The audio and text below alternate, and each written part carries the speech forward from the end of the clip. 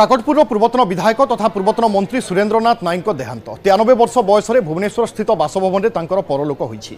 दीर्घ दिन वार्धक्यजनित रोग में पीड़ित थिले सुरेन्द्रनाथ। विधानसभा परिसर को सुरेन्द्रनाथ पार्थिव शरीर को निठारे गार्ड ऑफ ऑनर दि जाइछि। विधानसभा परिसर में श्रद्धासुमन अर्पण करथिले मुख्यमंत्री मोहन चरण माझी, दुई उपमुख्यमंत्री, बाचस्पति और बहु मान्यगण्य व्यक्ति। श्रद्धांजलि देइथिले नवीन पट्टनायक समेत बीजेडीर वरिष्ठ नेता। प्रवाद पुरुष विजु पट्टनायकर घनिष्ठ सहयोगी थिले सुरेन्द्रनाथ। एमितिकी काकटपुर 7 थर विधायक भाव में से निर्वाचित होइथिले।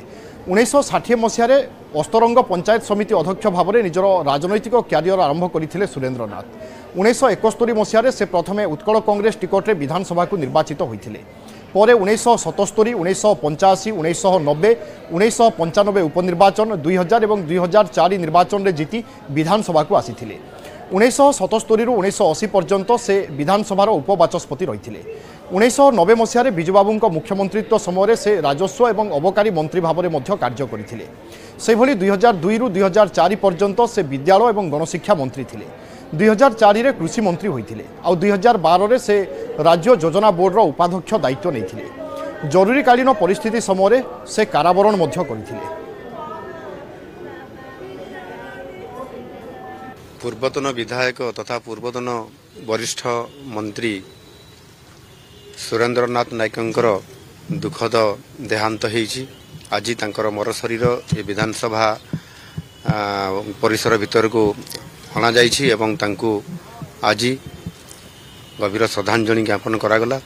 से 7 थर विधायक थिले एवं मंत्री मध्य थिले। तांकर राजनैतिक कैरियर जड़े चेयरमैन हिसाब से आरंभ करथिले। 2000 रु 2004 मसीह से विधायक हेबा सहित मंत्री मध्य थिले एवं तांकर सहित मध्य विधायक हेबार सुजोग मु पाइथिले। मु भी 2000 मसीह जब विधायक आसली। लोकप्रिय नेता, गरीब दुखींकर साथी, पूर्वतन मंत्री सुरेन्द्रनाथ नाईकंकर दुखद वियोग खबर शुणी आमे समस्ते म्रियमाण। मो परिवार सदस्य भावे मो बापांकर बड़ भाई रूपे मु पिला दिन जाने।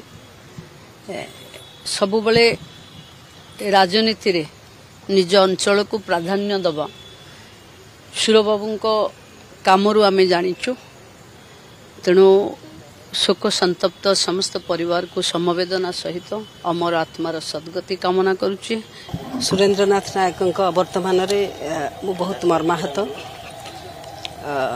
छोट जीवन रु अनुभव करिछि जणे राजनेता हिसाब रे, जणे संघर्षशील राजनेता हिसाब रे पाखरु तांको अनुभव करिछि, सुनिछि। 77 मसीह मुझे देखी आसी जनता पार्टी जब तैयारी होती से देखी आसी उपबाचस्पति भाव में विभिन्न समय विधायक मंत्री भाव में से तांकर जो दायित्व राज्य प्रति, राज्यर विकास पाई, राज्यर उन्नति पाई से कथा को सब बेले से निर्वाहन करिसेंती। व्यक्तिगत भाव में मो बापांकर से जन अति घनिष्ठ बंधु।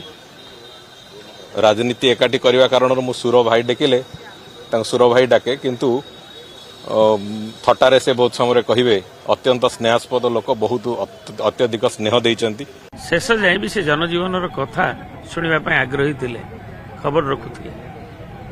तेणु से केवल काकटपुर अस्तरंगवासी पुरी जिलावासी प्रिय नथिले, ओडिशार जड़े स्वनामधन्य नेता थे। बिजुबाबूंकर घनिष्ठ सहयोगी थे। जनसाधारण जो कार्यकलाप मंत्री हिसाब से हो कि सांगठनिक क्षेत्र में हो सब गोटे प्रतिबद्धता थिला। उभय बिजुबाबू मंत्रिमंडल एवं नवीन मंत्रिमंडल सुचारू रूपे बहु विभाग दायित्व तुले। 90-95 बिजुबाबू नेतृत्व गठित सरकार से राजस्व विभाग मंत्री थे और जिला 13-30 एवं नवीन मंत्रिमंडल पंचायत विभाग, शिक्षा विभाग एवं पूर्व जनता पार्टी सरकार बेले उपबाचस्पति ये दायित्व से निर्वाह कर। सामग्रिक भाव में जदि राजनीतिक जीवन आम देखा सी एक उत्सर्गीकृत सेवा थिला। निज निर्वाचन मंडली काकटपुर लोक बहुत भल पाई।